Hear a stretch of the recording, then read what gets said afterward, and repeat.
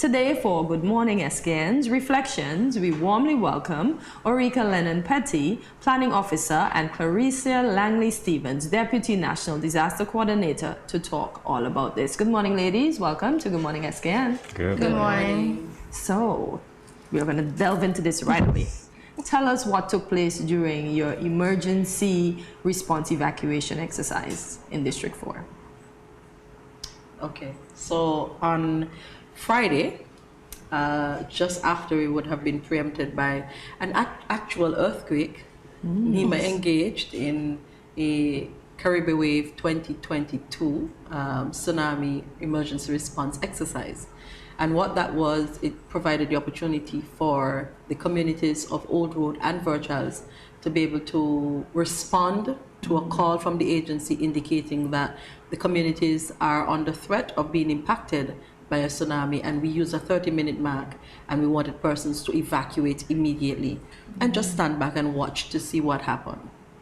We were also able in that exercise to be able to test our first responders, to include police, fire, Red Cross, NEMA district volunteers of number 4, emergency services, to include the ambulance and community policing within the area, the closest districts that would actually respond to an emergency in that area. So we saw quite a few players, a lot of engagement, but the exercise itself would have really taught us a lot about the objectives that we would have set for the agency to be able to benefit from and to be able to plan for future occurrences. All right, so can you delve into that a little more first? What are those objectives, and how successful were you or not at completing them through that exercise? So for each exercise, before we actually start the exercise planning team, we sit down at a table and we work out the objectives. So the objectives for this time, first of all, it was our first nighttime exercise. Usually when we do evacuation exercises, it's during the day, during working hours. So we wanted to see how that would play out during the night when persons may be home or on the road. And so we wanted to test nighttime evacuation. We also wanted to test the knowledge and the response of the residents living in the District 4, the Old Road and Virtuals area. We wanted to know their knowledge of tsunamis as well as the knowledge of the evacuation routes and the assembly points in that area. We also tested, of course, the response of the first responders as well as the Red Cross and NEMA volunteers. I'm curious though, evacuation routes, Old Road, Virtuals, Main Road, water, tsunami. What are those evacuation routes? Yeah, where do they go? I want to know. Well, standard practice suggests that if you're responding to a tsunami being a water-based hazard, you should head to higher grounds or further inland. So yes, we chose Old Road Virtuals because they're actually one of the most vulnerable areas as it relates to the threat of a tsunami. But we also realized that they had several areas that would provide for suitable evacuation routes, because when you leave the main road, you just face the mountain and you go up. That's the rule of thumb, wherever you are, Old Road being no different. One of the things that we realized with the assembly points is that we selected areas that had adequate land space that could accommodate the population that reside in the communities.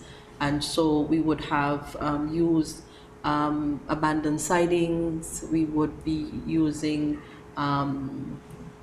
unused farming spaces that would have been identified by physical planning with support from Mrs. Petty as the planning officer within the agency. So these places are suitable to accommodate large size crowds. So let's take, for example, if you were in the Bastia area, we're using the bypass road that runs from the airport roundabout right over to the roundabout that heads to St. Peter's. So that's an open space, a very long space, because you know the population in Bastia, especially during the daytime, is extremely high because this is where everybody comes for work. So it's just looking at an open space that is furthest away from the coastal areas, further inland, with adequate spacing for persons to be able to gather. Well, thank you for that. I feel so informed now. So now that you folks have had that exercise in Old Road, how did the residents respond to it? Did they actually head for the hills? Well, we had some of them heading to the hills or further inland. However, the response wasn't as responsive, for lack of a better word, as we would have hoped. However, it opened our eyes in terms of what we need to do in that area, because we were dealing with two communities with two different personalities. Our road, you know, it's more lively, and so virtual is a bit more quiet.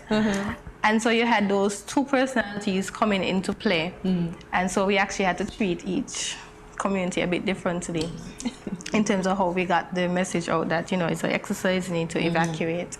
So, but I mean, even though I said that the responsiveness may not have been as high, we had some persons who actually evacuated. There was actually a lady on the side of the road in Old Road who sells barbecue chicken. She actually packed up everything and went to higher ground. And that was actually something that we value at the agency, because it showed us that she valued her life more than she valued making money. So. All right, so curious now as to the timing, because as you talk about these evacuation exercises and responses, I'm thinking if they're family members, you know, children, if you picked a weekday when they have to go to school, the next day, if it was at 9 o'clock as opposed to 7 o'clock and you tested this, would those variables come into play? So what time was the test? So the exercise commenced at 6:30 in the evening and ran for an hour and ended at 7:30 promptly. One of the things that stood out most for us was the emergency alerting mechanism that we use with police and emergency vehicles with sirens, to include police, fire and rescue. We also had Ross University giving us some support in the alert. So it was a good and well-rounded exercise, and we had a lot of lessons that we learned from that experience. Let's talk now about the warning signs of tsunamis. Is there anything that we could look for, apart from the fact that the water is retreating and it's heading right of course? Because that one is obvious. I imagine with your systems you have warning mechanisms. So can you tell us about those? Okay, so some natural warning signs of a tsunami. Naturally, the biggest one that everyone always thinks about would be earthquake. And an earthquake, particularly a strong earthquake, about 7.9 magnitude and above, can trigger a tsunami, depending on the depth and the location. For example, if it happens on the sea, and if it's in shallow water, it can actually trigger a tsunami. And so we tell people to look for a strong shaking of the earth, so strong that we're here sitting, the earth starts to shake, you can't even stay sitting, you have to duck and do the DCH. For, I think it's more than a minute? Yes. It's for more than a minute. More than a minute. Yes, so it has to be long. Yes. And then we also tell persons, you know, look for your indigenous signs as well, the animals. You know that before something hits, you can always tell the intensity of it based on the reaction of the animals. If they are, say they're locked up and they're trying to get out, they're trying to scrap, you know something is wrong. If you see the birds going, you don't see any birds. You see animals just running, you know something is wrong. And of course, the receding of the sea. Before a tsunami comes, when it's actually coming inland, there's also a sound, a roaring sound. It comes with, it doesn't just come in, it actually comes with a sound. Yes. But I don't think that you want to be there to actually see and hear the sound, because that might be a bit too late. A bit. Too late. But other things to consider that may cause a tsunami: volcanic eruptions, for example, landslides. Am I missing any? Land, rock, mudslides, anything that goes into the ocean force that pushes water can create a tsunami. So that's why Kikam Jenny is, you know, something to watch, because it would definitely affect the Caribbean region, and the volcano in St. Vincent and the Grenadines, you know, had it blown in a powerful way, it could have created issues for Ripple us. effects. Yeah. I have to say, I feel like we're talking about tsunamis now after what we witnessed, I think it was in Asia recently. Because we saw the footage, so it became more real. Before that, I don't think that we were really talking about tsunamis. So I'm glad that we're actually doing that. It's the new phenomenon, actually, for not only for the Caribbean, but for the world, because tsunamis was just something, you know, you saw and you tried to figure out, or you had to look for the definition as to what it is, but we're seeing countries being impacted. So we know for a fact that they're real. They are. And I think the plus for us here in St. Kitts and Nevis is that for 2 terms now, in disaster management language, we have been tsunami certified as ready to respond. And so we just recently regained tsunami readiness as a recognition from UNESCO, IOC. And what that says is that St. Kitts and Nevis has the basic things in place, including signage, early warning system, emergency broadcasts, evacuation routes, assembly points identified, maps to be able to be used as education and awareness tools. And we did it, unlike most countries, as a federation. So we did it for both St. Kitts and Nevis, where we are able to determine that if we were threatened by a tsunami or impacted by a tsunami, citizens and residents would have a basic idea as to what we expect in terms of a response. And that in itself speaks volume that we could save some lives. We may not be able to save everybody, but we'll be able to save some. And these exercises that we engage in annually, we try our best to incorporate real life components that we would have to deal with had it been announced that a tsunami would threaten us here in St. Kitts and Nevis. And I think that we are not where we want to be, but we are making great strides. Like I said to the staff all the time at NEMA, is that even if there is no response, that's good for us, because then we know what needs to happen to be able to go back and try and get a response from the communities. Each community in St. Kitts and Nevis is different, has a different culture, and we understand that, and we try to cater our exercising protocols to be able to embrace what the culture represents.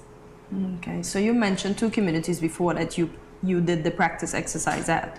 Can you list the other communities that are at risk, that are below sea level should a tsunami occur? Bastia. Definitely. Low terrain.